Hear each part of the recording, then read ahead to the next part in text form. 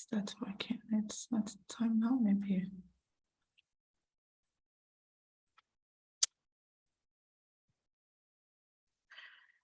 All right, maybe I can say something, then Jose will talk later. So welcome everyone. Hi everyone.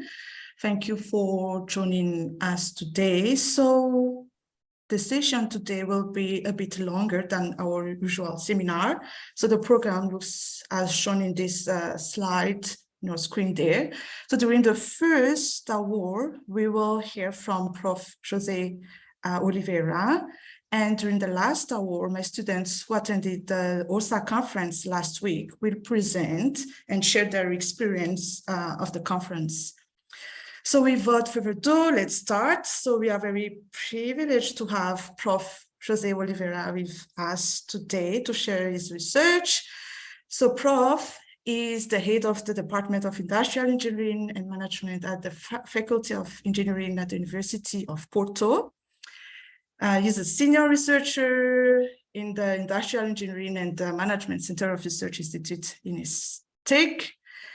And he's a very outstanding researcher. From his past academic and service positions stand out the Vice Presidency of the Pedagogic Council of FEUP, Vice Presidency of the European Association of Operations Research Societies, member of the General Council of University of Porto, president of the Portuguese Operational Research Society, and co-editor of the European Journal of Operations Research. And his main research areas is OR and management science. And his main OR field is cutting and packing problem and development of techniques to solve such problems. And he is also working on various types of OR problem, including vehicle routing, scheduling, and many more. So today he will talk about cutting and packing research, and the floor is yours, Prof. Let me share my screen and you can start sharing the screen. Over to you.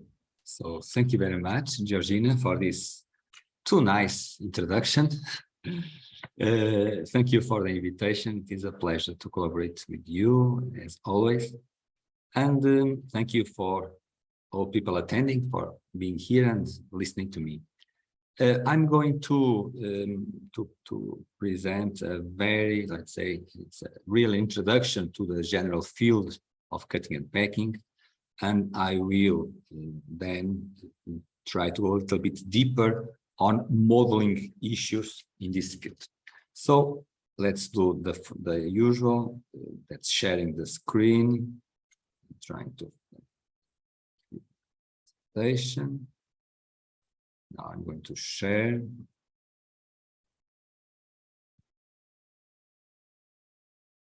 And I guess that you are now seeing my screen, right? Yes, perfect. Good. So my talk is named What You See is What You Model, Cutting and Packing, because cutting and packing problems are very visual. But let's start by an agenda. Okay.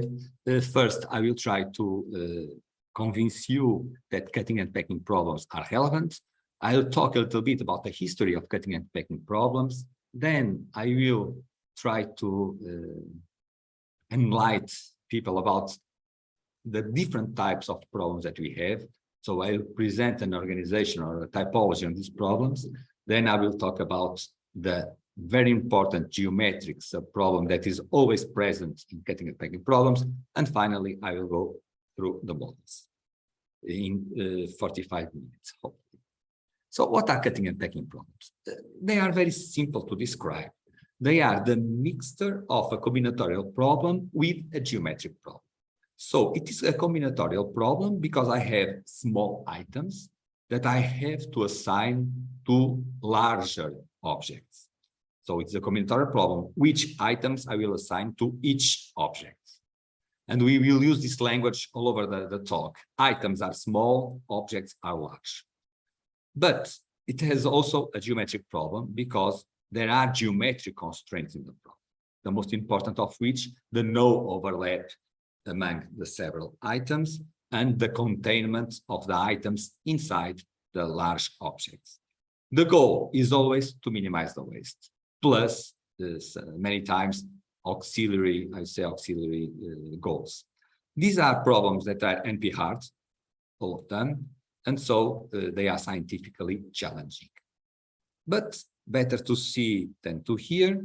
For instance, when we have paper rolls that are produced with standard lengths, and we want to divide them into shorter rolls, so with smaller lengths, we have a cutting problem. And the cutting problem that we usually say it's a one-dimensional problem, not because the rolls do not have 3 dimensions, but because in our planning process, only the length is relevant for the cutting process. I want to cut a standard length into ordered items that have smaller lengths. The goal is to minimize the trim, the waste, the portion of the standard roll that is not used to satisfy an order. The problems also appear in 2 dimensions. For instance, when you cut rectangular wood boards into smaller items, for instance, to build furniture. Again, the goal is to minimize the waste, the portion of the raw material that is not used to satisfy an order. It can also have 3 dimensions, as it is the case of the pallet loading problem, in which you want to stack the items on a pallet. Here you don't cut anything, you cut the space in order to pack the items. And of course, the container loading problem, in which you want to pack boxes inside a container or a truck. Again, this is the packing side of the problem, in which you don't cut, you pack, although, just to be clear, packing and cutting are just 2 sides of the same coin, because you can always think of packing as cutting the space available. Finally, we have also irregular cutting, in this case, a 2-dimensional irregular cutting. The example I'm showing you is from the automotive industry, and this is leather that is cut to produce parts of the seats of cars. This is, of course, a hard problem because leather is a natural raw material with defects and with different quality zones. Okay, and this, I guess that you already imagining that is complicated from a scientific point of view, and as it deals with raw material minimization, it is important from an economic point of view for companies. However, when we think about where the waste goes and what we need to do to have the raw materials, we start to see that there is also a huge environmental impact associated to the resolution of these problems. For instance, this is a picture of waste. This is leather, remainings of leather used to produce luxury goods of those luxury brands, and this is dumped in a yard in Bangladesh. Children play on these piles of waste that is highly contaminated by chemicals and highly pollutant materials. Of course, that we can always recycle, but recycle is not anymore the answer to the problem. This is an old news, but it did not change.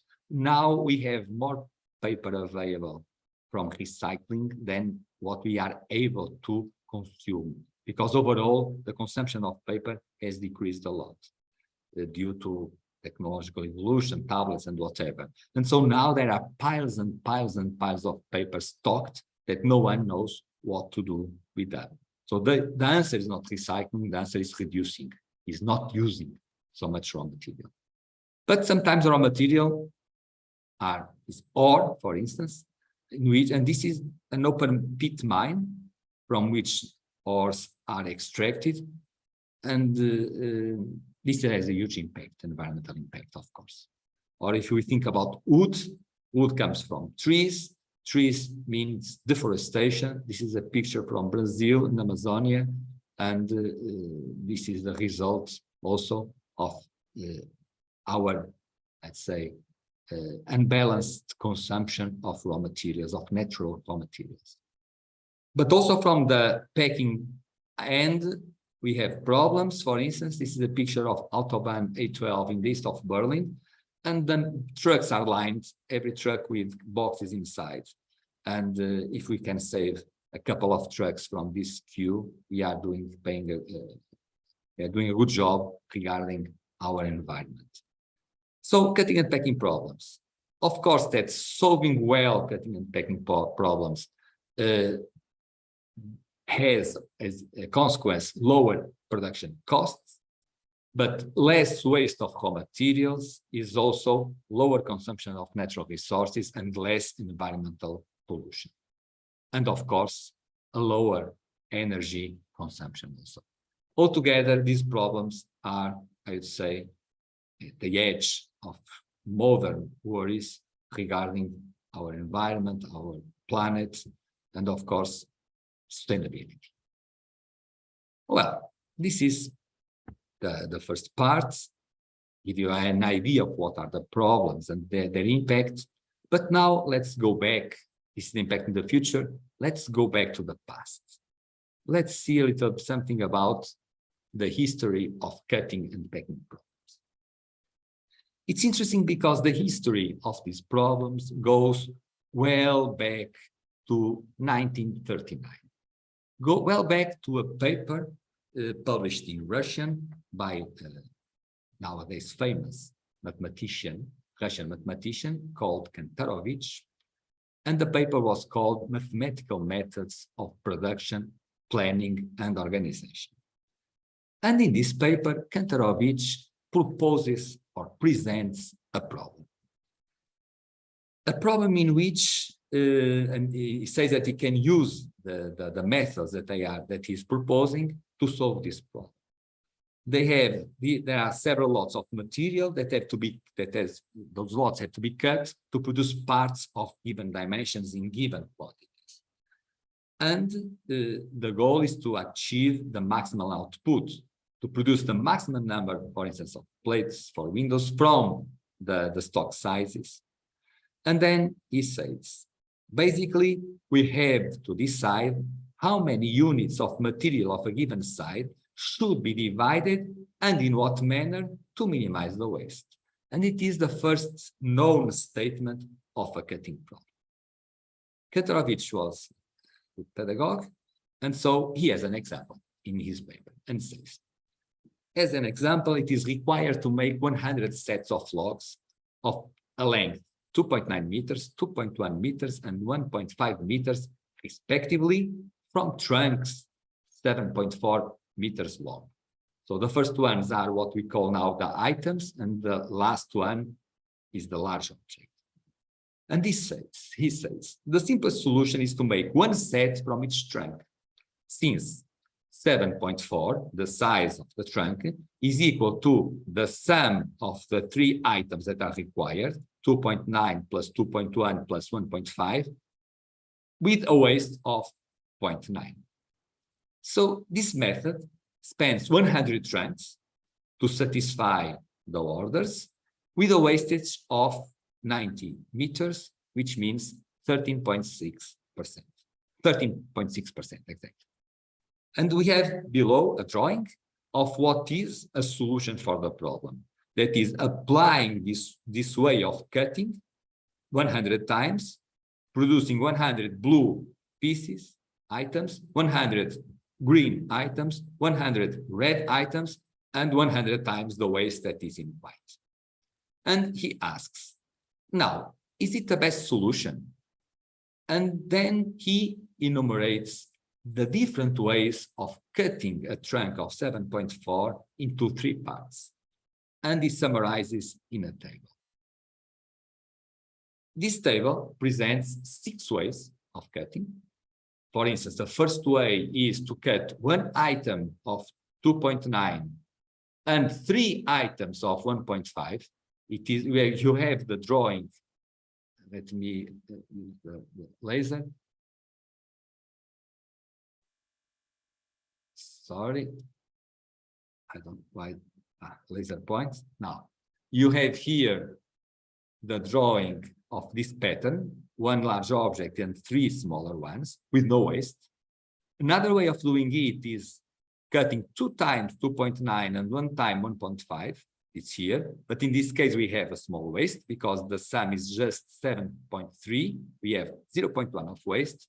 The third way of cutting is 2 times, etc., etc., etc. We have here 6 ways of cutting the trunks. And then he says that the solution with minimal waste found by our method is as follows. 30 trunks should be cut up according to method 1, 10 according to method 2, and 50 according to method 4. And this would originate a waste of 2.4. That is, selecting those 3 ways of cutting. This is what we would call nowadays 3 cutting patterns. And then we are deciding on the usage of each one of the cutting patterns. So, by the way, the method that he is always talking that he has invented, or that is our method, is nothing more than the simplex method. Kantorovich, for the first time, formally describes a cutting problem, but he does not approach the difficulty of generating the numerous columns of the problem, the cutting patterns. Indeed, when the size of the items becomes smaller and much smaller than the object, the number of combinations explodes, and even generating all the possibilities would be in itself a combinatorial problem and hard and time-consuming. So what happens is that in our history is that after the Second World War, Kantorovich has the opportunity to study a real cutting problem because he is assigned to a company in Leningrad called Egorov Wagon Building Works, and he has the collaboration of a young mathematician called Viktor Abramovich Zalgaler. And it's there that they have helped the company to determine the best way of cutting patterns for metal plates. So now he enters the 2-dimensional problem. And then from his work and from Zalgaler's work, it is published a book, they publish a book called Calculation of Rational Cutting of Stock, in Russian again, from 1951, in which he writes, let's say, the mathematical results derived from his practice. He says that it's a book oriented to engineers and gives practical recommendations on how to use the proposed methods, how to select one of the possible models, how to reduce the size of the problem, how to find a solution, and how to adapt it. If this is not what we still today try to do with our problems, I don't know what we do, but it is this. And so, again, for the 1-dimensional cutting problem, he proposes the LP model, the algorithm that is based on the simplex method with column generation, a dynamic programming algorithm to determine the cutting patterns. Here, everything is, let's say, the loop is closed, and it is the first full functionally approach that is known. But as I have told you, everything was published in Russian.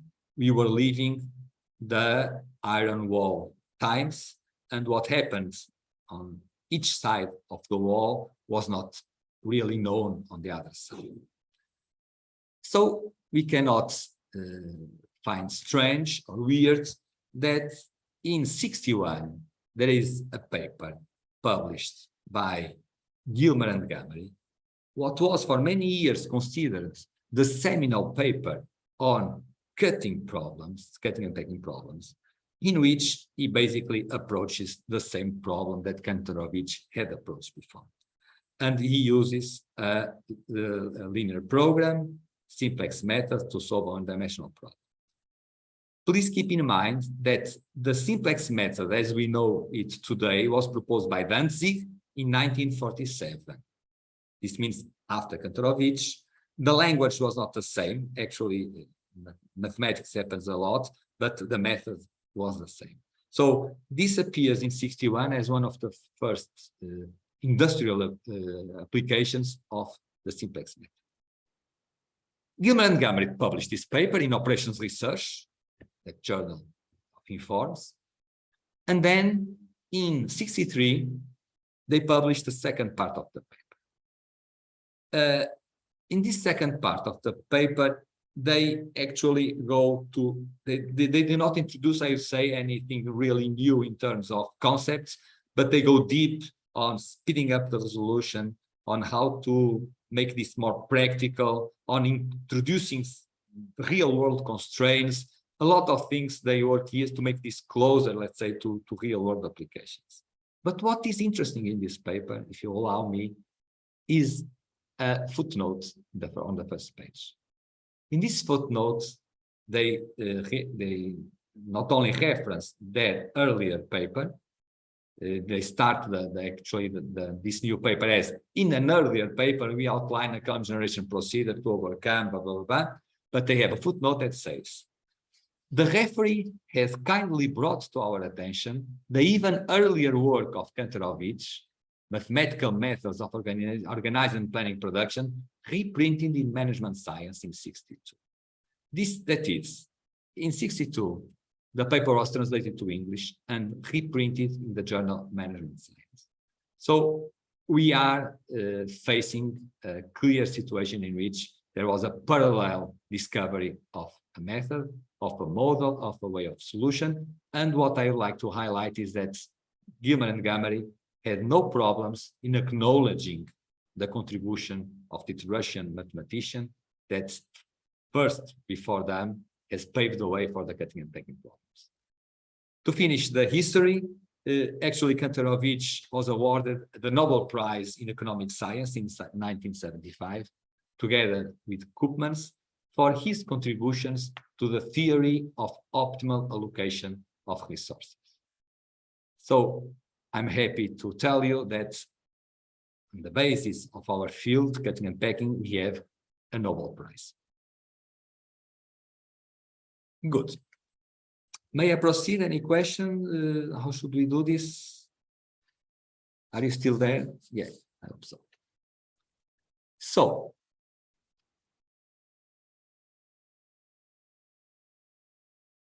okay. So what I'm going now to present is a kind of classification of the problems. A more formal classification, not just at 1D, 2, 3, 3D, but a classification based on the data and on the goals of each problem.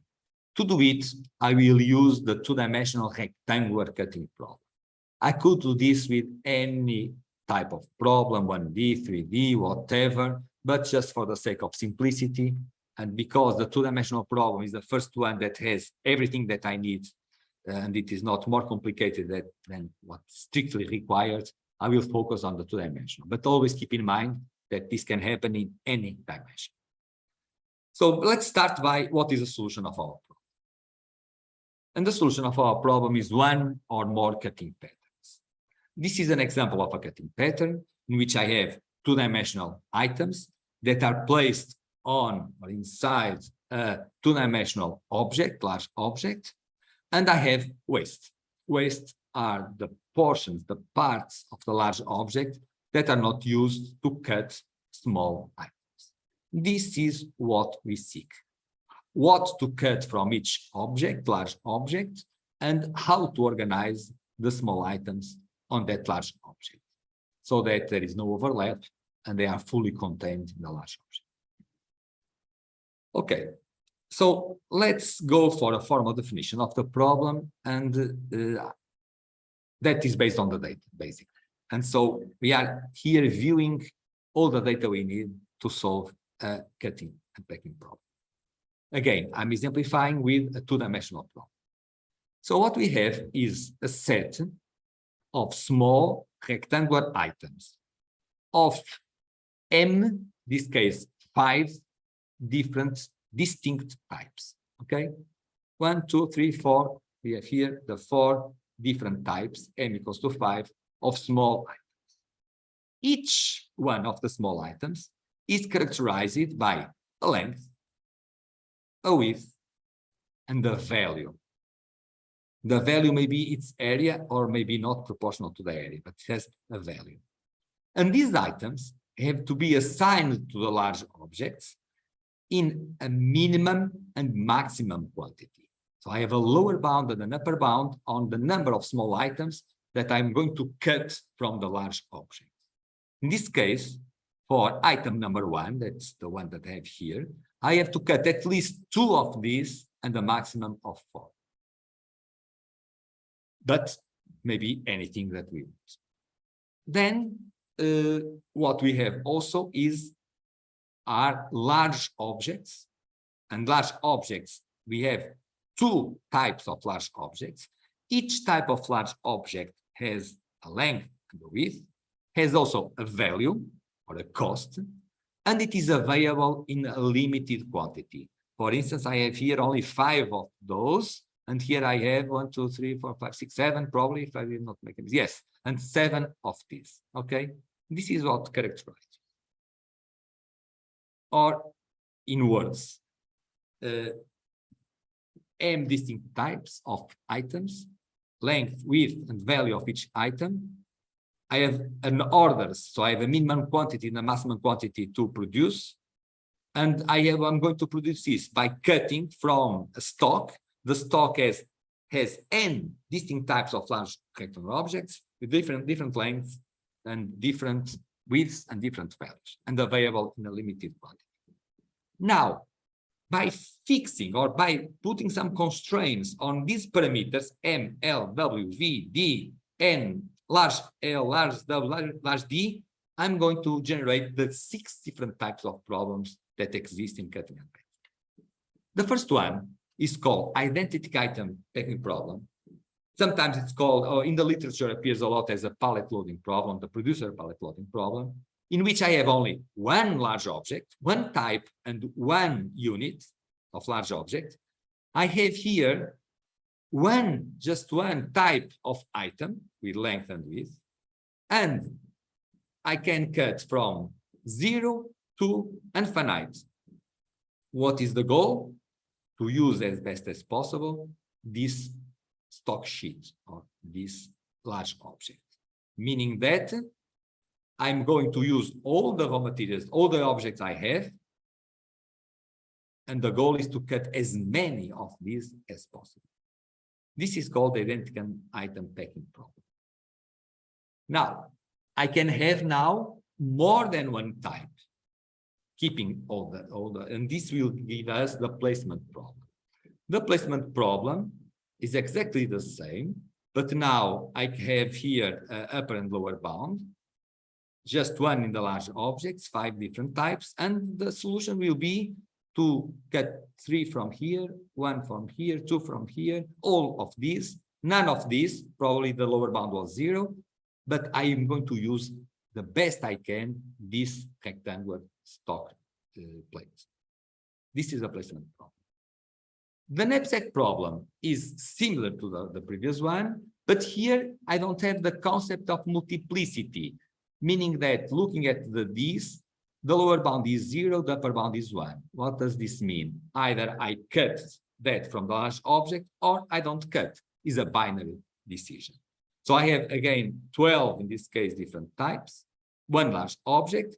Some will be cut, some won't be cut.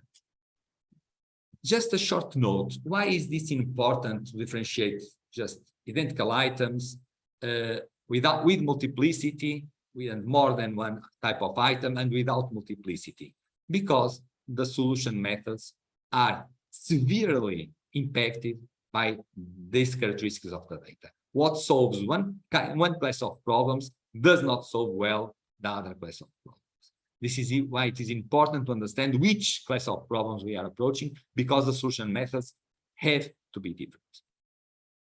Now, these 3 first types of problems, what we are doing is to use our large object as well as we can.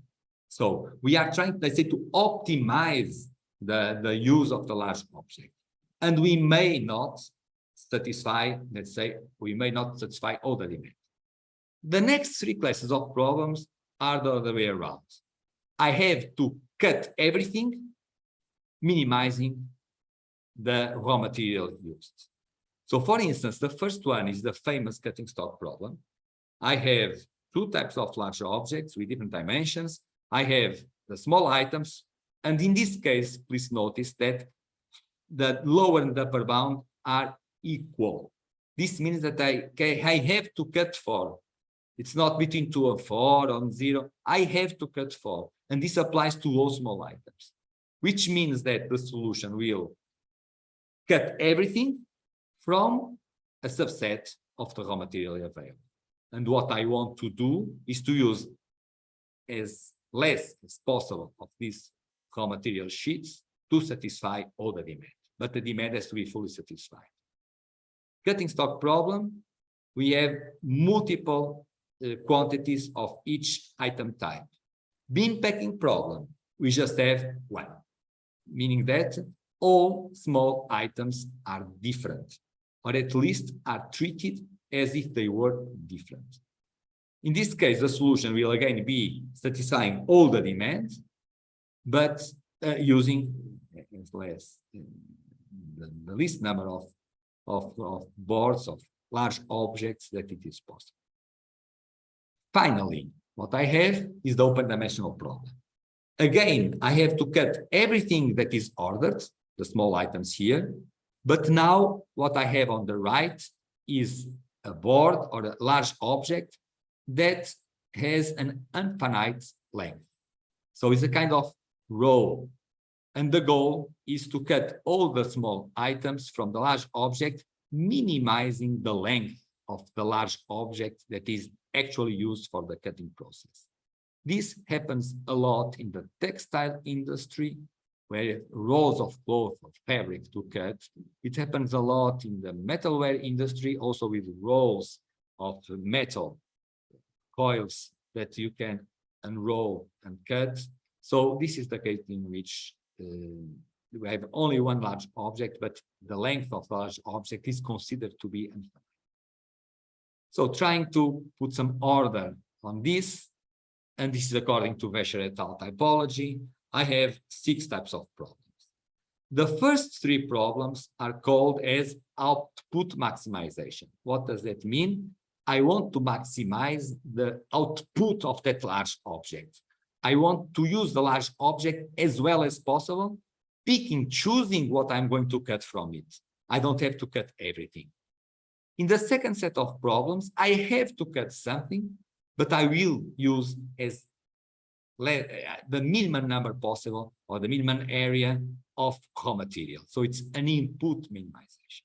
If you look at the cutting process, the input are the large objects, the output are the small items. In the first case, I'm focusing on the output, on maximizing what I extract from the raw material. In the second case, I am focusing on using as less raw material as possible. And this only depends on the values of the constraints. Just to finish this introduction, more or less, it's not just an introduction. We have some additional constraints that happen a lot that also have to do with geometry. The first is that sometimes we allow, sometimes we don't allow rotation of the items. If I have, for instance, natural wood, I need to cut this item. Cutting in this position or rotating it is not the same, because the vein of the wood is that one, and no one wants a piece of furniture with the vein orthogonal in several panels. Or if you have fabric and you are cutting shirts with stripes, you don't want for sure that one of the parts of the shirt has vertical stripes and the other one has horizontal stripes. So basically, you cannot rotate the items. In other cases, if the raw material is homogeneous, homogeneous in characteristics, in mechanical characteristics, and also in appearance, you can rotate, and it is the same using cutting an item in this position or rotating 90 degrees. Another characteristic, a very important characteristic for the two-dimensional rectangular problem is orthogonality. Means that we don't allow the situation that is here presented. We solve these problems, but under a different setting. Finally, we have also the guillotine cuts. Guillotine cuts means that if I am using a guillotine or a saw to cut the pattern or not. For instance, in the first case, I can use a guillotine going or a saw going from this to here. Then I can cut this, then this, and I can execute this pattern with the guillotine. This pattern here is impossible to execute with a guillotine or a saw, mechanical saw. Only a laser machine can execute this pattern because of this arrangement here of the pieces. So there are guillotine and non-guillotine patterns. Okay. Now let's go to the geometric problem. Where does geometry play a role? So there are only two constraints: that the small items do not overlap, that the small items do not overlap each other, and that the small items are fully contained inside the large object to which they are assigned. Okay, so these are the two situations that we cannot allow. In one-dimensional problems, the geometric problem is irrelevant because you only have one dimension. Once you decide which small items will be cut from each large object, then any item order is geometrically feasible. You don't have to say that you cut the large one in the beginning and the smaller one in the middle. It's not relevant at all. So in 1D problems, the geometric problem is basically trivial. However, in two-dimensional or three-dimensional problems, it's not, if I tell you that you have a rectangular board and you have to cut a set of items from that board, you have to solve the puzzle by yourselves, because I'm not telling you how to cut, just what to cut. And if in the 1D problem saying what is enough, in 2D and 3D problems, we have to go along with the how. That's where we are going to enter now the models. So I'm going to divide the models in discrete and continuous models. And for instance, I'm going to talk about the first paper that proposed a discrete model from John Beasley, also from the 85s, from 85. And what he assumes is that first, all patterns are orthogonal. Then pieces have fixed orientation, so I cannot rotate them. And then the most important, all values are integer, meaning that the places where a rectangle, a piece, an item may be placed is an integer value. So in terms of parameters, I have the dimensions of the large object, I have the dimensions of the small item I, and then I have a minimum and maximum number of pieces of type I to cut, exactly what we have described as the placement problem just a couple of minutes ago. And then each piece has a value, maybe its area. Now, what is relevant is this parameter A, I, P, Q, R, S that encodes all the geometry of the problem. Why? Because this parameter, this is data, so it has to be computed beforehand, but this parameter is equal to 1 if a piece type I, when cut with its bottom left-hand corner at PQ,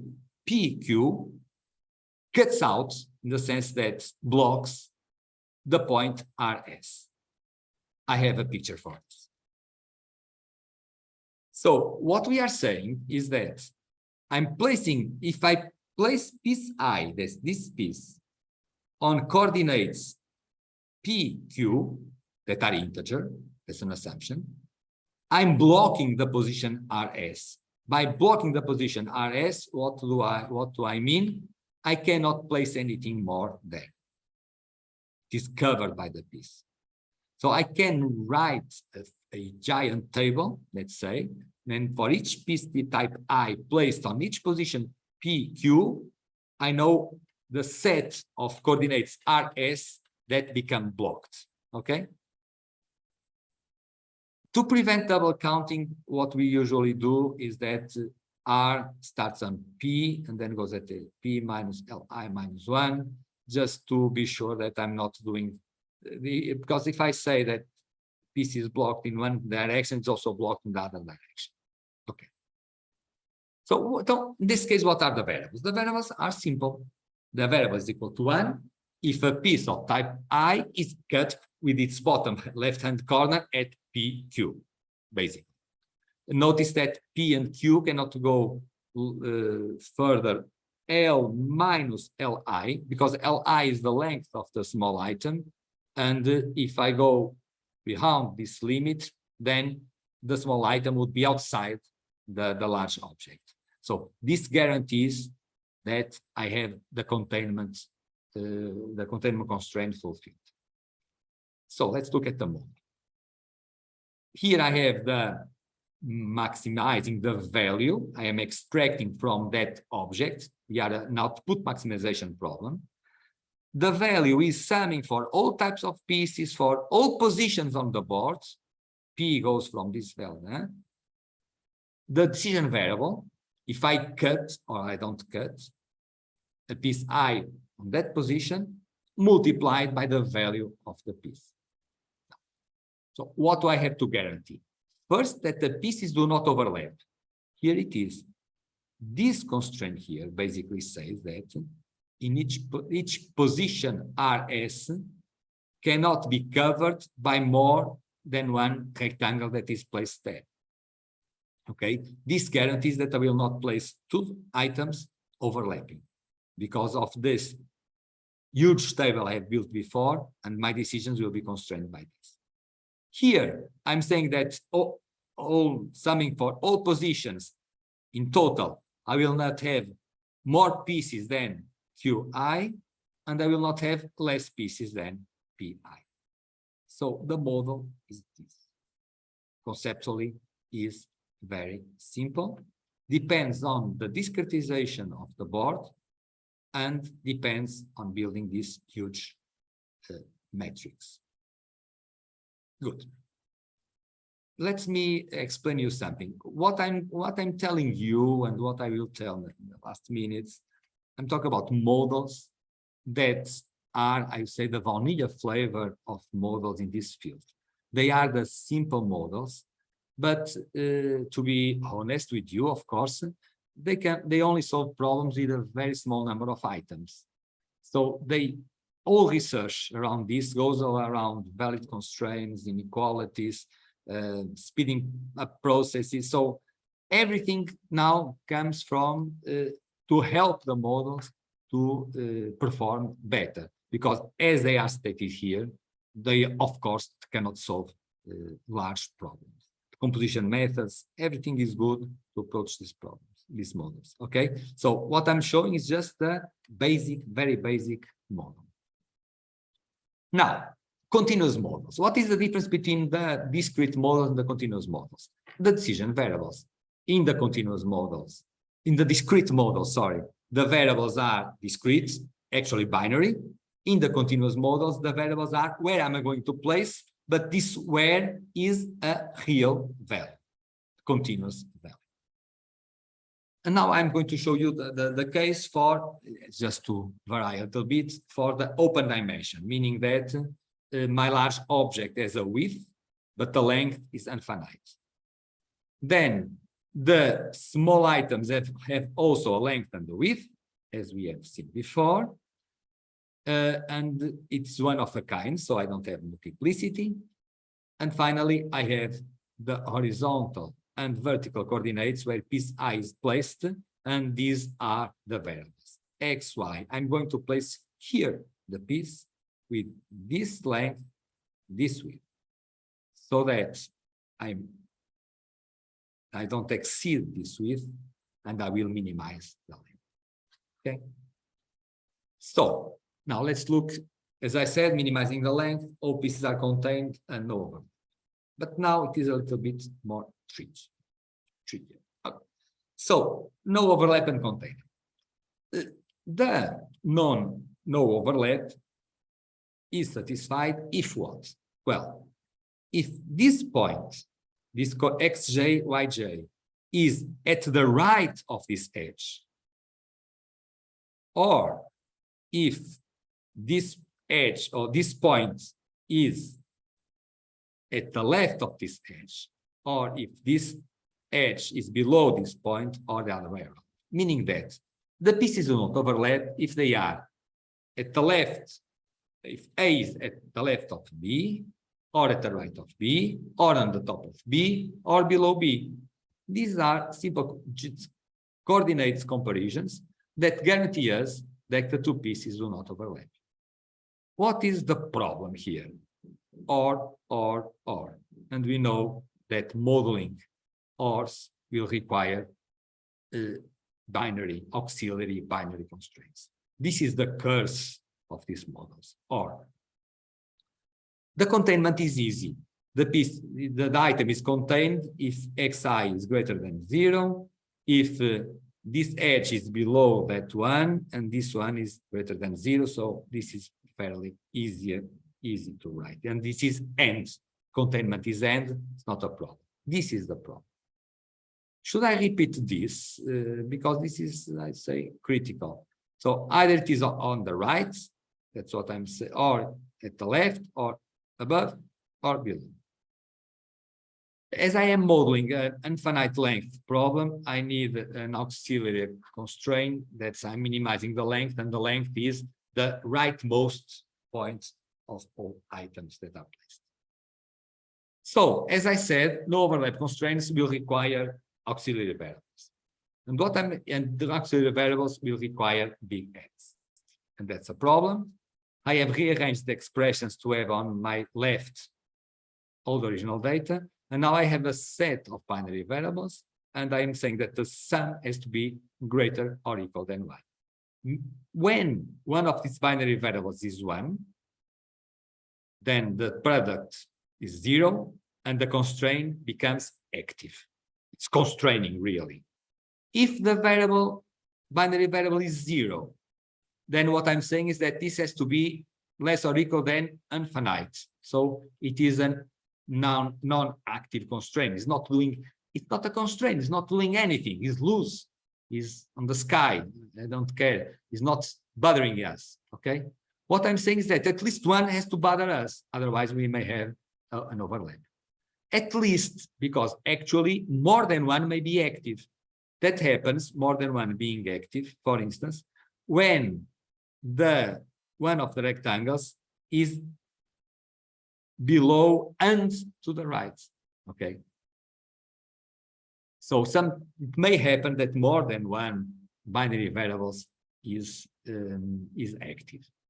And this is why sometimes these models are called covering models.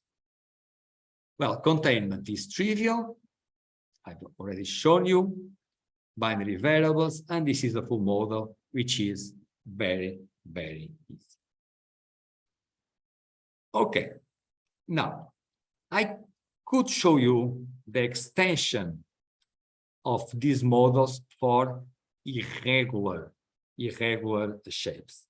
But basically, what we do is to decompose, or one of the ways is decomposing polygonal shapes into convex components, and then solving again, writing the constraints with the binary variables for the several sides of the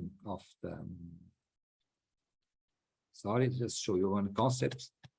I will leave you the slides. But what we'll do basically is then to decompose everything in convex and write a constraint with for each one of these edges. So what I would like you to keep in mind is that if I have an irregular problem, I don't have just 4 sides. I have many more sides.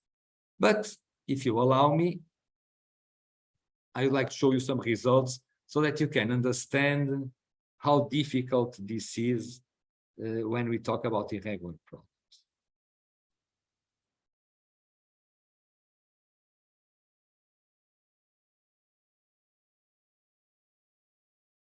Okay, I'm showing you instances that were solved to optimality with a time limit of 3,600 seconds.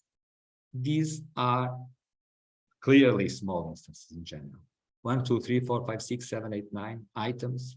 And the other ones are also around that, 12 items, 14 items. And with a time limit of 1 hour, we are not able to solve larger instances. And please notice that when we talk about real-world applications in textile industry, for instance, garment, we are talking about dozens and dozens of items to be cut in each problem. These are also other instances that were solved to optimality in the same time limit. If we increase the limit to 2 hours, we can solve things that are a bit harder. This was solved in 5 hours. And then these are convex shapes, and we have also non-convex shapes. This was a discrete model that solved these problems. What is nice is that this is with a time limit of 10 hours. So these are really hard problems, okay? And that's it. That's it. I can in another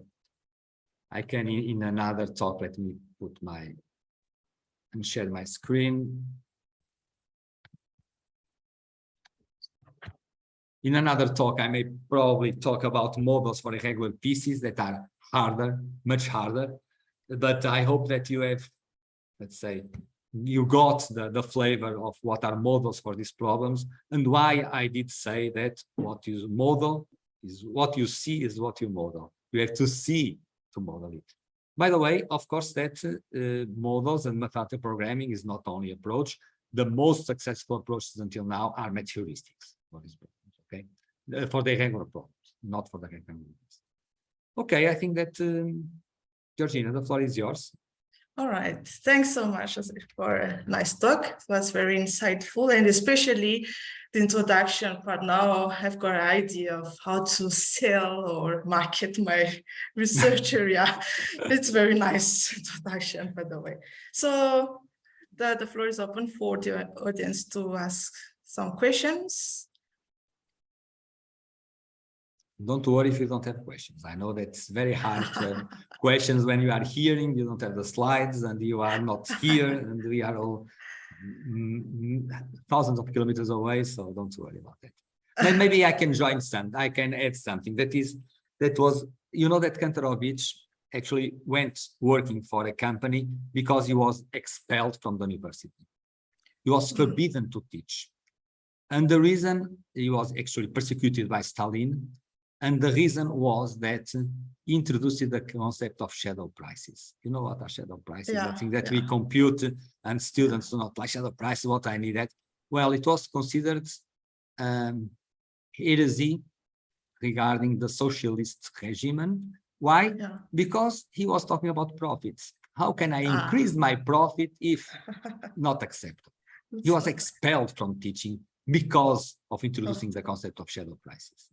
So we have to be grateful for the times that we live, because we can, actually our science does not kill us or does not expel us from the university, but it has, it had in the past. It had in the past. Luckily, definitely. So now question from the audience. I've got a question. Can you maybe comment on the trend or future of the research area? I mean, like where or what or in which aspect of the cutting and packing problems are still rarely studied or something like that? I think that one of the trends that is not specific from cutting and packing is uncertainty. Nowadays, uncertainty is always there. We know that all data that is there is probably wrong, is not accurate, and sometimes we are optimizing very carefully, and then by the end of the day, the board is not that size because it was damaged when it was in stock, or the customer cancels an order, and so forth, so forth. And so one thing that I believe it will be important in the nearby future in this field is look at these problems from their stochastic or uncertainty counterpart. This is something important. Yeah, that must be problem dependent, right? Depending on the type of the problem. Definitely, yes, definitely, yes. Another thing that we know that is also a trend, we have nowadays computational resources that are not comparable. We had 10 years ago, and you have in the next 10 years, of course, a huge development problem. So these problems do not appear alone, let's say, in the wild. They are always coupled and connected to other production problems. So looking at integrated problems, looking at integration of sizing with getting stock, looking at integration of the loading problem with the routing problem, this is already in the literature for a while, but it is still an important source of difficulties. And so difficulties is always a challenge for researchers. And this is what we like, is these challenges. So I would say two main research lines: integration and uncertainty. All right. How about multi-objective settings of the problem? Multi-objective settings of the problem. I've talked about environment. I've talked about economic profit. I'd say yes and no. Professor that has retired, that you and we know well, once said that, but he was a little bit, okay, I don't subscribe this sentence, but he said, there are no multi-objective problems. There is our incapability of measuring the costs of some things.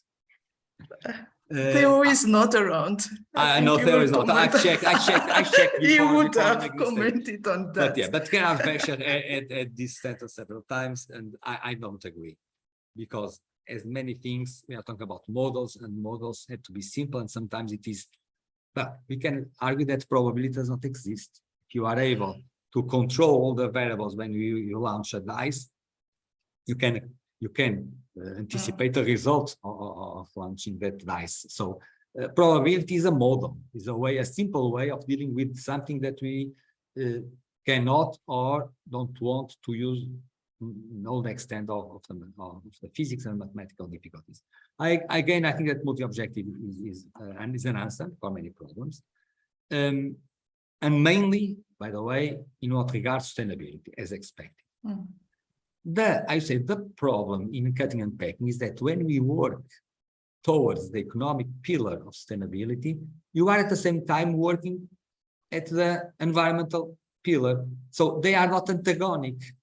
Reducing the costs, reducing the waste is economically good and environmentally good. So that's why I have many doubts when dealing with multi-objective, because they are aligned. You don't have the conflict that expectedly. So I'm still trying to figure out how we can look at these problems in a multi-objective perspective. I think you need to discuss also that with you. Maybe he's got ideas. No, I don't know. Tell us some ideas, surely. All right. So it looks like we don't have any more questions. So thanks again, Jose, for an interesting talk. Georgina. Maybe next year again. You are welcome. And I apologize, okay. I'm not going to be able to stay for the discussion. Okay. Yeah. It was a misunderstanding, but we keep in touch. My mistake. Yeah. We keep in touch. All right, definitely. Hopefully, maybe one day it's going to be an in-person. Maybe you can visit us. We'll never know. Why not? Why not? Yeah, why not? But we'll organize something at a later stage again. But thanks again. Thanks again.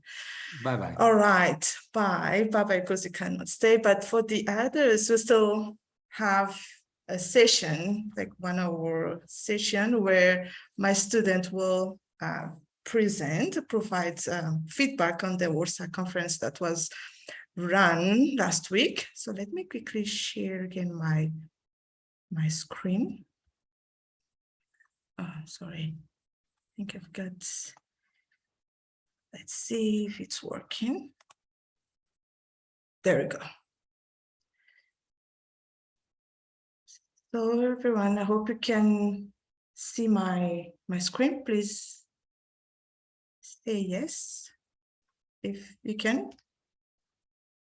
We can, yes.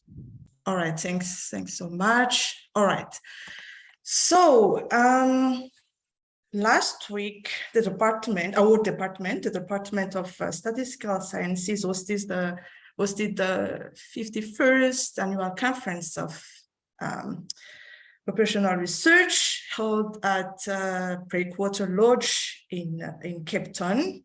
So thanks to the amazing people and committees behind the scene who ran the conference was very successful. And as you can see on the picture on the right there, the famous MC at the gala cocktail event who took a selfie of us. So I think I don't see Neil there, but cheers to Neil.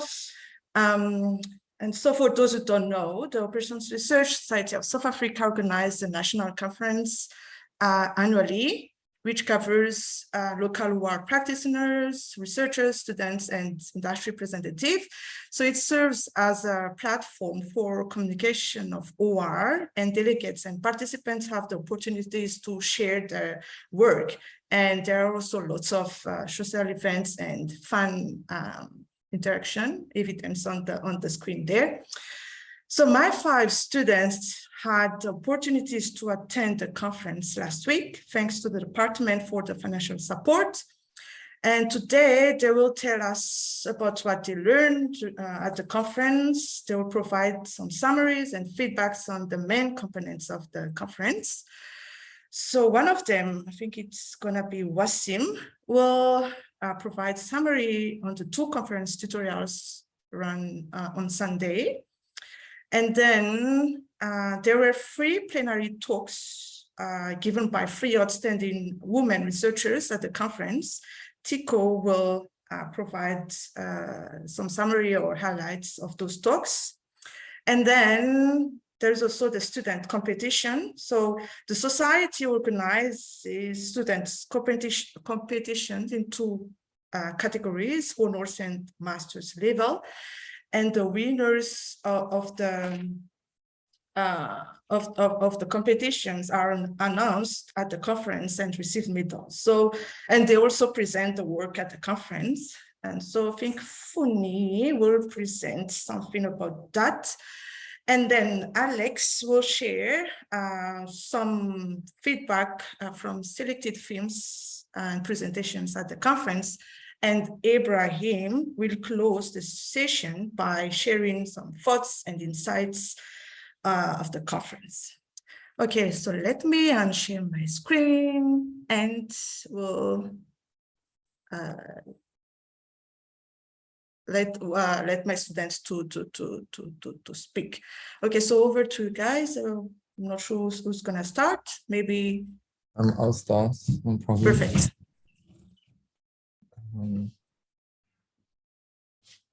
Hello guys. I know this is why all of you guys are here to see me. So yeah, let me just get started. So the ORSSA was a really nice conference actually.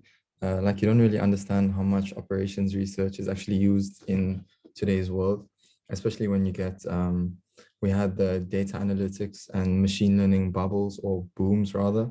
I think the operations research boom is really going to start now because it's about practicality, and you realize that as much as the analytics and machine learning helps on decision making, operations research is really about like implementation. And the tutorials that I was present at really focused on like the technology that they use. So there was a speaker from Elytica, that's ELYTICA, and they basically created a platform to solve mixed integer linear programming. So instead of having to formulate your problem and then implement it into Excel or R and then use a simplex algorithm all independently, what this does is it takes the latex form of the model formulation. So, you know, if you had to type your model out, like let's say you formulated the problem and you have to type it out in latex, you can essentially copy that into this Elytica platform and it solves it immediately based on your formulation. So you don't have to basically create matrices and multiply them out together manually and do code for that. All you need to do is is copy the formula. Obviously, the syntax is like slightly different, and then it solves it for you almost automatically. And then you get to choose whether you want to use simplex algorithm or Jacobi algorithm. I think that was the other one. And I just want to see what else there was. So yeah, it really makes like life easy when you are doing problems involving integer programming and that stuff. And the next thing they spoke about was the Jacobi algorithm. And this is similar to the simplex algorithm, but it's obviously a lot faster in certain circumstances, obviously in most circumstances. But the real takeaway from this was like an emphasis on model formulation. So I have 3 quotes here. It says, strong model always beats strong solver. So regardless of how good your solver is, if your model isn't good, then it's going to take a long time to run. Whereas if your model formulation is good, then you get the privilege of, choosing between 2. And then another thing they said was, in terms of like the types of problems that they use it on, whether it's knapsacking problems, scheduling problems, they also said optimization just gives you a competitive advantage amongst in the industry. So that was like the first tutorial. And the second one spoke about the types of ways to solve like optimization problems. And they compared the two streams, which is the normal algorithm like simplex or Jacobi algorithms. So those are mathematical tools and they provide an optimal solution, like an exact solution. And the more popular and maybe more adaptable is meta heuristics. And now what meta heuristics is basically solving finding approximate solutions. So you might not find the most optimal solution, but in very large complex problems, it's almost impossible to find a solution that satisfies everything. So this will give you like the most optimal solution. And in short, if I can't obviously go into too much detail, but what they were saying is that for like these larger scale problems, it helps to be able to use different types of optimization techniques and not just stick to one. So not just formulate your problem and think, okay, let's use simplex algorithm, or formulate your problem and think, oh, let's just use meta heuristics. What you want to do is iterate between the two to allow you to get a better solution when it's possible. So if the simplex algorithm, like let's say you had the optimal solution was 10, and you had to get there from 1, so 1, 2, 3, all the way to 10. If the simplex algorithm can take you to 4, you can then apply some meta heuristics that maybe get you to 5 or 6. And then simplex algorithm can maybe take that solution there and improve it to an 8 or 9. Instead of being at a 4, you're now at an 8. And the same works for meta heuristics as well. Instead of getting close or like to a 7 just from using one type of technique, here you get to use both of them. And that's what's really the emphasis of what it's all about. And with the meta heuristics, there's a few different types. There's local optimization algorithms, grasp, taboo search, and iterated local search and genetic algorithms. And one of the speakers was actually I think the creator of the iterative local search. And that type of thing is where you search for a local minimum within an area, and then you jump to another area and you search within a local minimum, then you compare, and you try to get better. And if it's not better, you revert back to the best solution and then move around. And yeah, that was it that was the gist of what the tutorial is all about. If I was you guys, I would go onto the ORSSA website and, have a look at some of the speakers and yeah, just read what they do, because it's really interesting.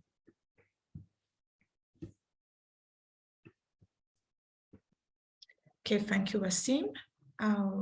Who's going to be next? Thikho? Hi. Perfect. So for my task for ORSSA, I was tasked with listening and trying to summarize the plenary talks as much as I could.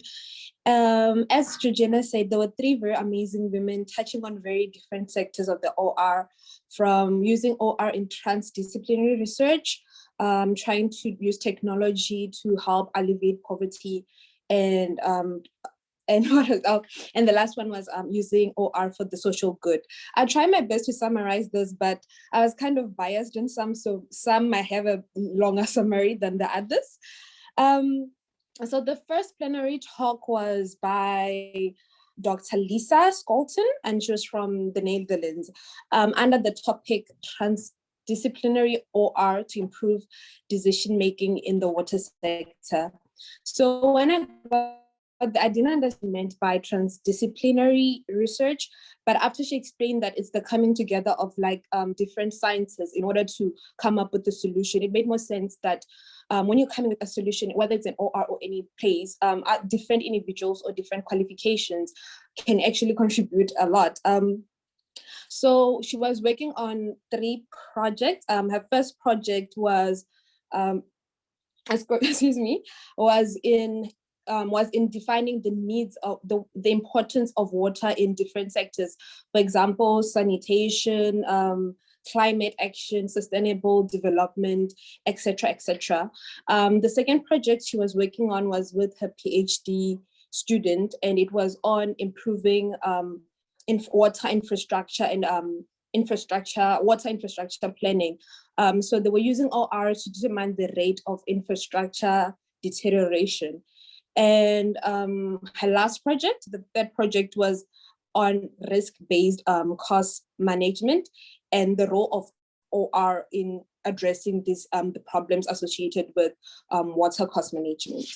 The second plenary was conducted by Helena Ramalino, I'm sorry if I'm pronouncing that wrong, with the topic optimization for the social good. So she divided it into 2. We had optimization for the social good in home health care services and home social care services. So in her talk, she mentioned that home care services were not really that important before COVID, because not a lot of people were getting hospitalized at home and whatnot. But with COVID, there was a more need of people who didn't have serious illnesses or could not or didn't need to be in the hospitals to be hospitalized in their homes. So the situation she encountered with the home care health services was that in hospitals they would just write down a map and show people's names on regions.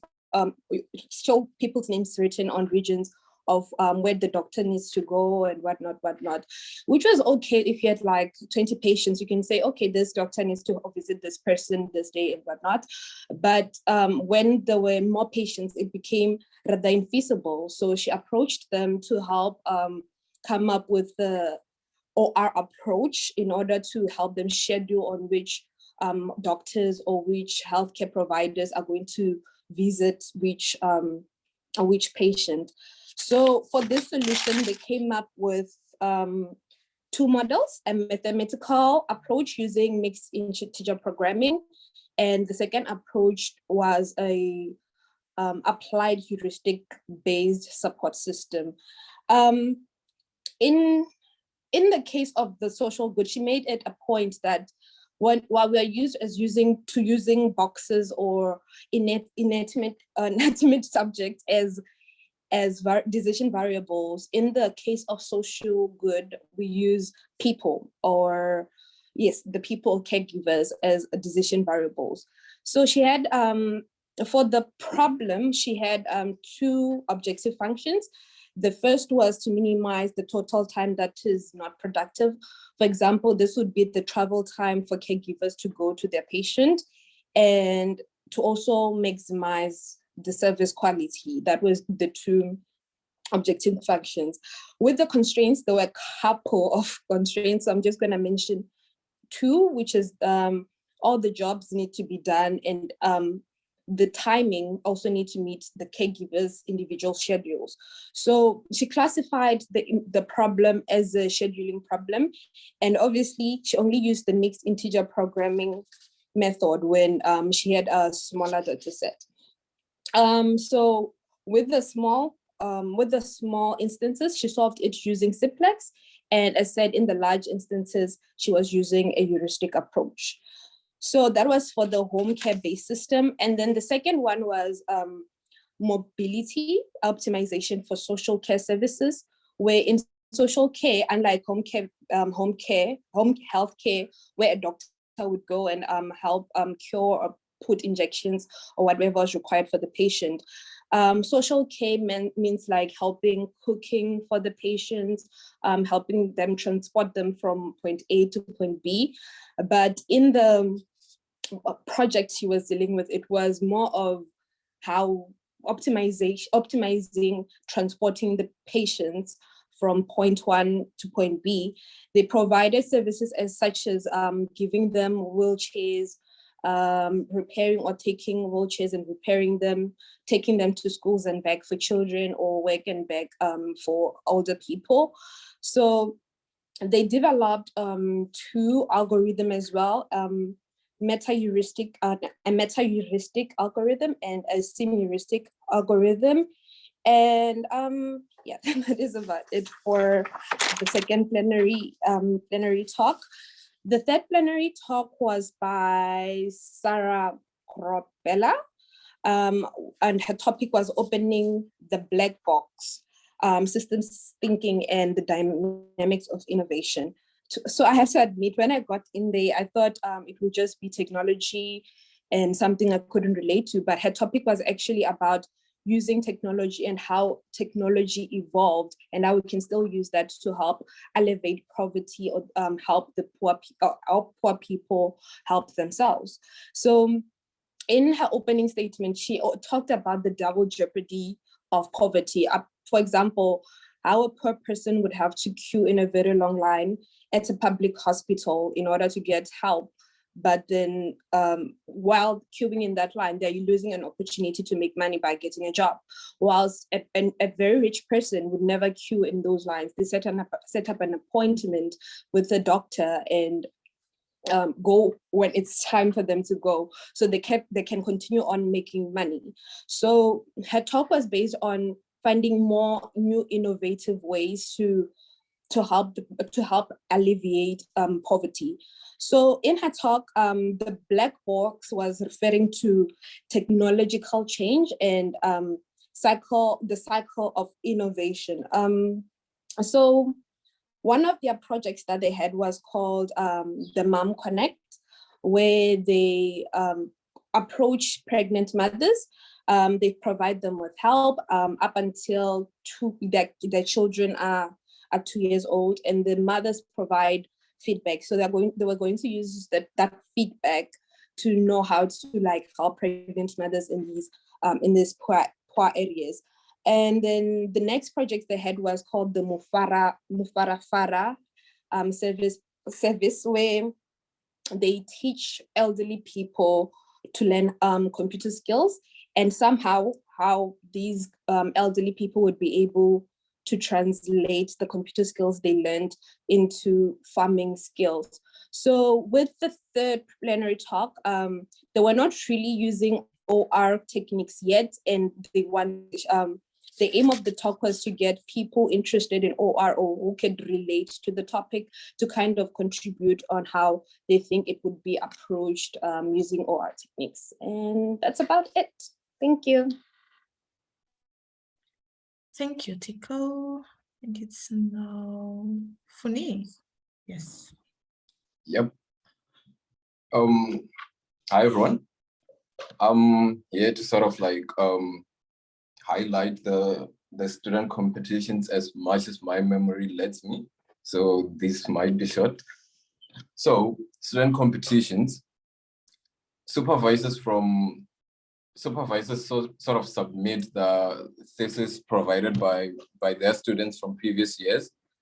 And those theses are judged, and 2 finalists from honors and 2 from masters are selected so that they present during the event. They present to an audience, which includes a panel of judges. So their theses are judged, and then their awards are provided or are presented during the gala dinner. So the first thesis was by Fazal Dawood, and it was about modeling control strategies for the invasive tree species Prosopis in the Northern Cape. So this species, Prosopis, is sort of like known as the second most invader in the Northern Cape. And as with sort of like every invasive species, they compete for natural resources with indigenous species that are found in that area. And in most cases, invasive species come out on top, as in they sort of eliminate the indigenous species. And so there are many control methods that are sort of introduced to deal with the spread of the invasive species. And in those control methods, some sort of work, but in the invasive species are sort of adapted to, what can I say? To sort of contradict with the aim of the control methods.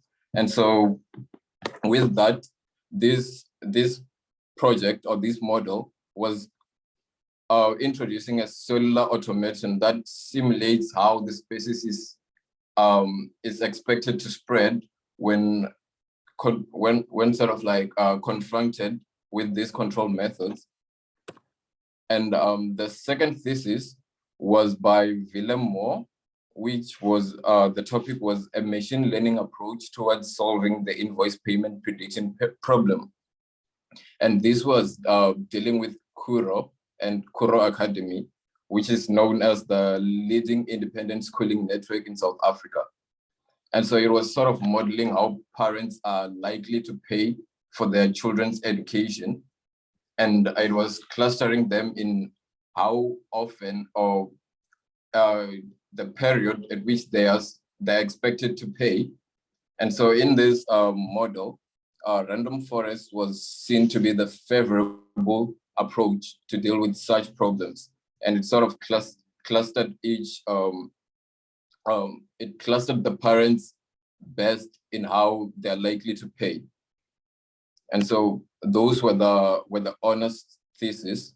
And on the master's thesis, the first one was by Hans-Juri Zitzmann. And the topic was a framework for decision support in inventory management pursuant of economies of scale.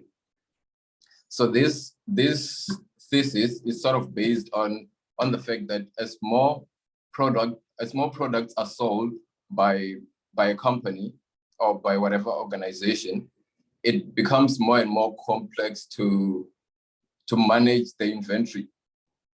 And so this thesis provided a framework which is known as an inventory replenish operation support framework, which sort of looks at historical demand to forecast demand. So it checks the past demand, like the past demand patterns, to sort of forecast demand and then work on how to replenish orders. So in that sense, the organization sort of restocks or like replenish stock before people even order. And so in this thesis, the validation was used in terms of the silhouette coefficient, the Davis-Baldwin index, the Kalinski-Hara-Bask index. It's sort of like to check which clustering method worked better. And K-means and self-organizing map was seen to sort of work better for this type of problem. And the last thesis was by Alexander Fleming, and the topic was a framework for modeling spatio-temporal competition and spread of invasive biological species. And this was dealing with a species known as acacia or acacia, and it's it has a few different on the species. It has a few different trees. It's a tree, and it has about 23. And so it was sort of checking how the species is likely to spread and compete with each other over a period of 20 years. And so it was doing that in terms of like 4 years terms, because the species is said to sort of reproduce within 4 years for new trees. And so that is it about this thesis. And the awards are presented during the gala event.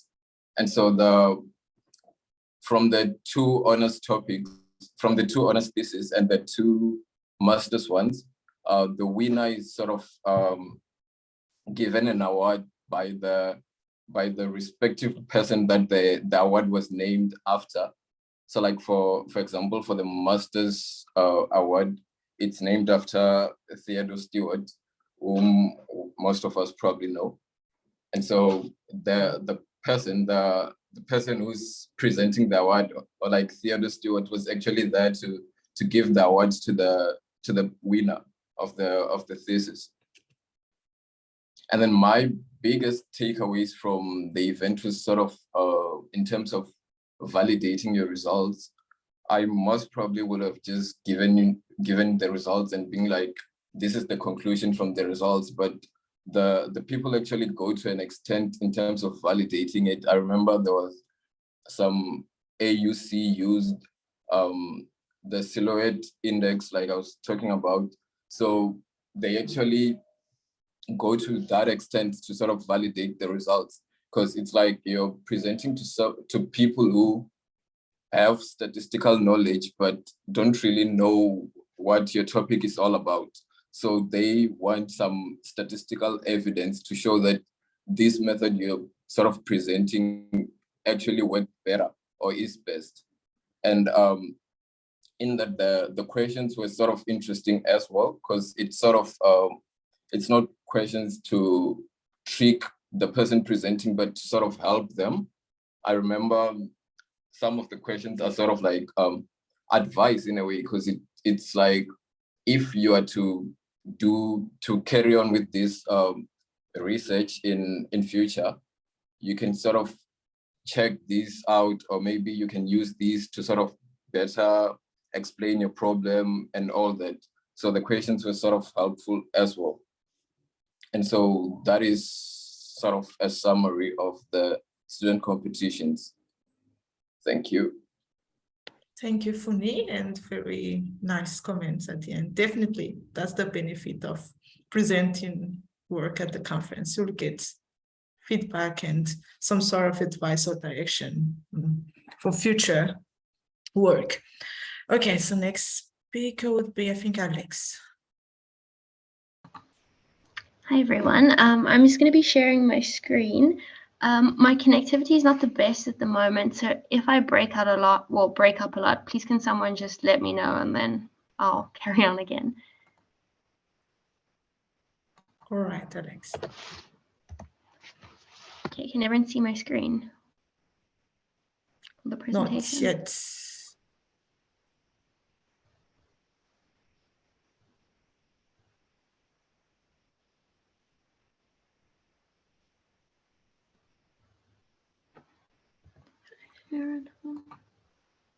Is it sharing? Sorry. No, not yet. Can you hear? There you go. There, is it sharing now? Yes, I see my name. Okay, thank you. Sorry about Okay. that. Okay, so I'm going to be giving feedback on some of the themes of the presentations. I'd just like to start off with saying that this conference really broadened my knowledge in operations research. I was quite surprised to see how many different techniques there were to use and all the different applications of these techniques. So the presentations were grouped into different sessions, and these 2 sessions would run simultaneously. So unfortunately, we couldn't go to all of them. But over the course of the 3 days, we had lots of different sessions, and the topics of some of these sessions were principles and theories. We had social and behavioral modeling, finance, production and logistics, data science and learning, decision support systems, inference and statistics, health management, And then all the applications that did not fall under any of these categories went into the miscellaneous section. So the miscellaneous section included a wide variety of presentations. For example, there was timetabling solutions in education, which included exam timetabling, which Ebrahim presented, and course timetabling, which Wasim and I presented. And some other miscellaneous presentations included route programming for solar-powered battery electric cars, designing more efficient interactive voice response systems, and game theoretical response to the Sermon on the Mountain of the Gospel of Matthew. So what I try to do is attend the sessions that I thought the class might find interesting. So I'm going to give you an overview of some of the presentations in those sessions. So we're going to start with the social and behavioral modeling, which this was my favorite section of the conference, actually. This section was focused on understanding and analyzing key issues of a community or a problem to design a solution that could be adapted. The presentation I'm going to focus on the most was the use of systems thinking for an educational crisis. So the speaker stated in the beginning that South Africa has one of the highest measures of economic inequality and is one of the worst performing basic education systems in the world. So together with the STEP group, they were aiming to uncover some hidden dynamics of the poor academic performance, to gain insight and then provide decision support for making educational policies. So in a presentation, she mentioned some quite shocking facts. So firstly, one of them was only 4 in 100 grade 1s will get their undergrad degree within the minimum amount of time, and only 6 grade 1s would get this over a course of 6 years. And then as your social economic quantile declined, so did your standard of education. So the key findings from their research were that policies needed to be applied continuously and into multiple areas, and it needed to be done early. So they needed to expect a crisis, not respond to one. And it was important for the students to succeed that they had a good environment, good parents, and good teachers. But their issue was trying to figure out which one they should try and improve first. So the findings of their research suggested that primary school students would need to aim on fixing their home environment before focusing on their education.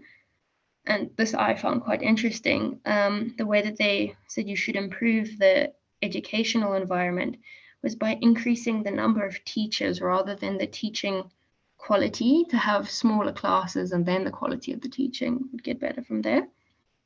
But this last point about the number of teachers was specific to the Western Cape. And then it was the opposite for high school students, actually. They needed to aim on improving the education before they worked on the family environments. And further research on this was done when they analyzed the success of graduates, but unfortunately I couldn't attend this talk. And other presentations in the session discussed the impact of the pandemic on early childhood development systems, and some case studies were done for systems thinking, which you could read about in the Applied Systems Dynamic with South African Case Studies textbook if you're interested in this kind of stuff. So next I'm going to talk about the finance session of the conference. There were a wide range of presentations, from modeling stock market integration to predicting movements in the financial market with support vector machines. I must admit, some of this did go over my head, but I found the session quite interesting to listen to. And I know some students in the class, well, I think they would have found it interesting too. So that's why I'm going to give summaries on even the ones I didn't understand too well. So the presentation, titled Model Stock Market Integration, aimed to gain an understanding of levels or integration levels between South Africa and some advanced economies. They used the G7 countries through a crisis, including COVID-19. The G7 countries were chosen because it consisted of 57% of the global network and just less than half of all global activities. And the G7 countries are also South Africa's biggest trading partners. So this is one of the talks that went over my head.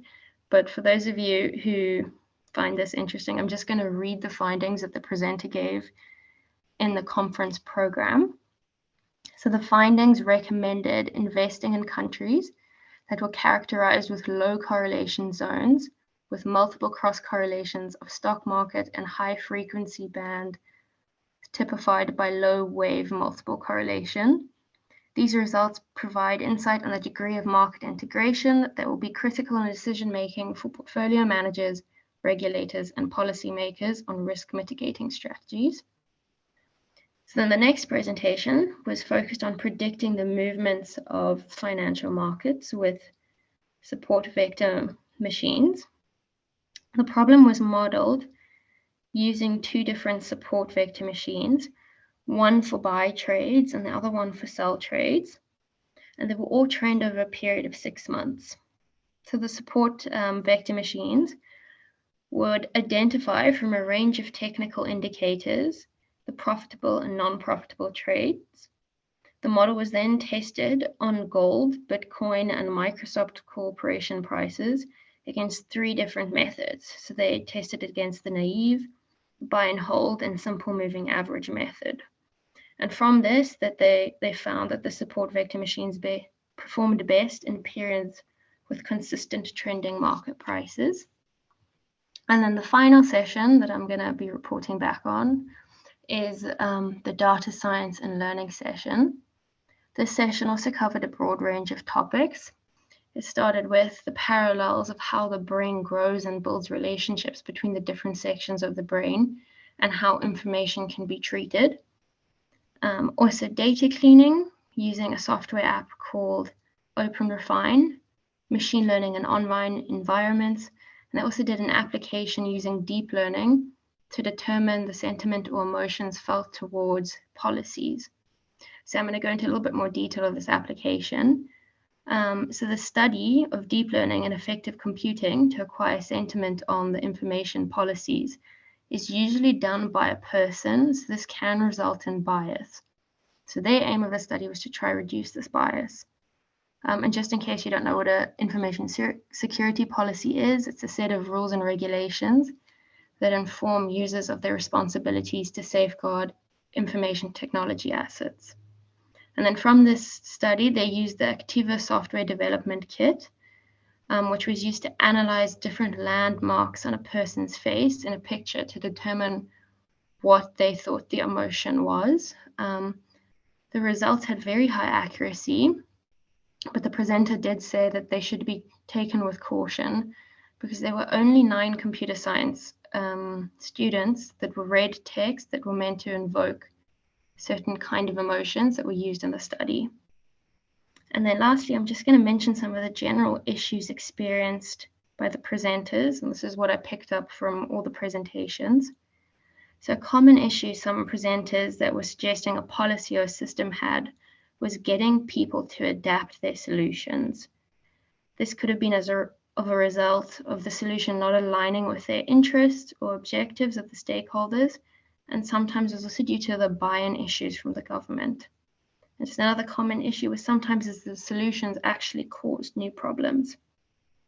And then just lastly, if you'd like to look at any more information on any of the presentations, you can follow the link and look through the program. And if you find these presentations interesting and you'd maybe like to attend the conference next year, which I do recommend, I think you should join the society and then go to the conference. Thank you. Thank you, Alex. Yes, great. Looking forward to more delegates from the department for the next upcoming ORSSA conference. All right, our last speaker is me. Hi, afternoon, everyone. So I'm tasked with kind of just giving a overview of, I guess, my whole experience of the event, or the conference, I should say. I made a small infographic, so I just wonder if you can let me know if you guys can all see it. yes. Okay, well, yeah, I think, you know, as it says, I think the conference was quite enjoyable on my behalf, at least. I attended as much as possible, as I'm sure all the other students did as well. I think something that maybe they neglected to say is that this was all our first experience of a conference. So, definitely didn't know what to expect or kind of how everything would go down, like, in actually, whether or not it would be enjoyable, I guess is maybe one way to put it. You potentially would have expected certain parts to be a bit more boring, in the sense that it's the jargon might be lost on you, I guess, especially since we wouldn't have that much experience in award, especially. But I think that fortunately that wasn't the case, at least for me. So I attended in as just a normal attendee, attending talks. I also presented myself, and I helped here and there slightly when Leanne or Beverly needed my help. So I had a full experience of the conference, I want to say, which was definitely great. I find myself maybe preferring being on the other side. Organizing events can be fun if there aren't issues on the day. Leanne did mention that there were some issues. I mean, I think looking from the outside in, the most obvious issue was maybe with the gala event, where there wasn't a mic, where there was supposed to be a mic. I think that was the like I said, the most obvious kind of thing that was wrong. But other than that, personally, I didn't pick up anything that seemed out of place. I think all in all, the event was well managed, and it was completely, I don't want to say formal, that although it was done formally, but I just mean that nothing seemed kind of rushed or kind of out of place. So it was definitely well done, and on the committee, perhaps hiding the mistakes that maybe were caused by the breakwater large management. I can't say. Yeah, the everything was a new experience. Of course, I haven't had many opportunities to interact with people in the field, other than just kind of the peers in the department. But even so, this was still a new area of interacting with people. I think the way in which people interact, maybe like on a day-to-day basis in the department, is very different to how you would see someone. For example, if you went to the social event, which was at a Scottish, I don't remember the exact name, Mitchell Scottish Ale House. Yeah, you don't generally get the chance to see some of your colleagues there. So I think that was definitely a great experience. Again, with the gala, it was formal, but maybe not as formal as the name implied. Personally, I thought it would be, I don't know, for whatever reason, I thought people would be kind of sitting down at tables and, like almost like a wedding in terms of the formality of the events. But I think I definitely prefer a bit more on the casual side, kind of with the, cocktail food and whatnot. Definitely ended up conversing with more people than I had at maybe the social mixer, or maybe just during the span of the event that had, I think the past, what day was, I think it was a Monday. Yeah, so the Sunday and the Monday, I hadn't actually spoken with that many people, whereas at the gala event, I ended up probably speaking to the majority of new faces, I want to say. So that was great. The opportunity to meet people, I think, was maybe the biggest takeaway for me at the conference. And it's not necessarily just to meet with the idea of collaborating. It's more just kind of broadening your horizons when you look at what OR, or where OR can be used, excuse me. I think, as someone that did my dissertation, I was kind of focused on OR is used, well, specifically for me, it was for scheduling. Whereas when you kind of speak to other people, you can see that OR is used in finance, and OR is used in data science, and all these other things that Alex also spoke about just before me. I met someone on the Sunday we kind of just spoke over lunch, which was, you know, and we just started speaking, and then through that he kind of suggested that OR can be used in his field, where he's working with satellite data, and where he may not necessarily be looking to do it himself. It's more just that through discussion he realized that that's an area that it can be employed. Obviously, I would have not thought at all to kind of get in contact with a person like this, but just through casual discussion we realized there is an opportunity for collaboration. So I think things like those were great, and it just seemed like people were very open to collaborate, to kind of just get the expertise of, you know, other people out there. I think as researchers, it's always great to have someone else have a look at your work. You kind of maybe worried that you become a bit too biased, you know. If you study something, you know, and you become an expert in that thing, you always worry if your own biases and your own assumptions are maybe clouding your judgment in certain cases. So that is appreciated. I think another thing was that I've had opportunity at least to speak to 2 of the 3 plenary speakers. Maybe at a bigger event, you know, things seem less, I want to say close in a way, where the opportunity to kind of speak to quote unquote, you know, important people is a bit more difficult. You might see a bit more intimidating, especially if people form cliques. So even though you do see, you know, people staying, or I should say kind of moving with those they came with or those they know, at this conference, people are very open to kind of just, you know, joining in on other conversations and not kind of worrying about, you know, I don't actually have anyone that's linking me to this person. I think that was great, you know, just to be able to talk to these people that that you might hold in high regard, and kind of not be intimidated to talk to them. It is definitely an eye-opening experience. But I think a lot of things, a lot of the time, students, myself included, kind of create this wall between ourselves and maybe the supervisor, lecturers, or just kind of other experts in the field, and we find it difficult to kind of break that wall. Kind of just out of respect, right? Like if someone's your lecturer, you always kind of, you've trained yourself to treat them as your lecturer, and it's kind of difficult to then just see them as another human being, which sounds weird, I guess, but I guess that's just how it is, at least for me and for some of the other people I've spoken to.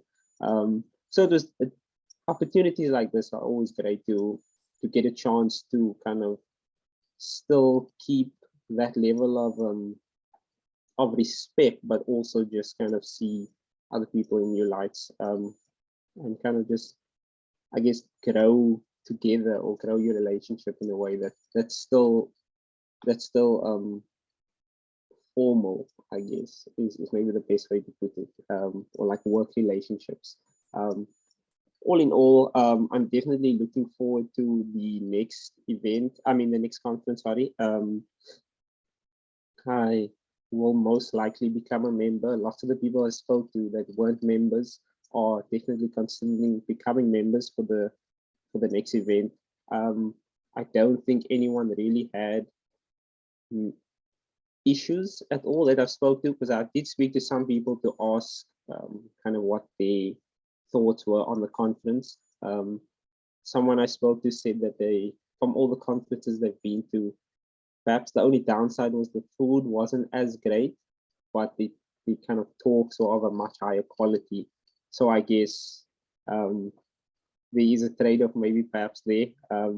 But personally, I prefer higher quality talks than greater food, maybe, since the food was still great, or good enough. But other than that, yeah, that's all my side. Thanks so much. Thanks, Ebrahim.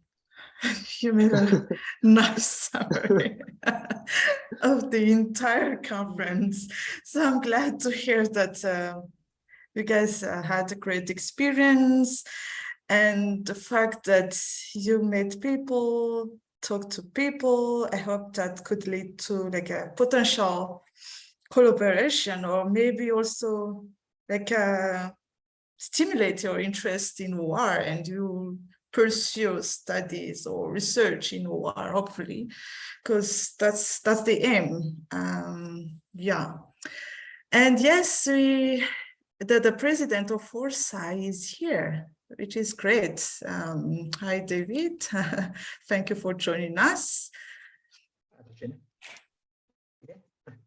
And thanks for this feedback session. I think just to say thanks again to the department for hosting and arranging, and to all the LOC. I think you guys did an amazing job. And to all the UCT guys who presented or attended, yeah, thanks for joining in. You guys obviously have a higher standard in terms of your food preferences than us. No, thanks for the feedback. No, I think it was a great conference, and I'm glad to hear people enjoyed it. So thanks. Definitely. Thank you, David.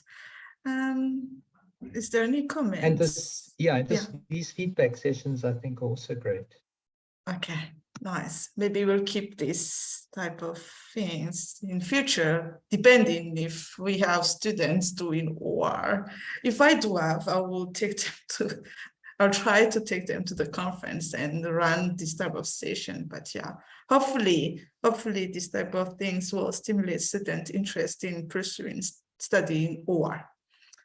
Are there any comments, questions from the audience? No. All right, so thank you everyone for joining us today. So that's the end of the seminar. Bye everyone. Thank you, Alan and Grace. Bye, David. Thanks, Georgina. Bye. Bye-bye.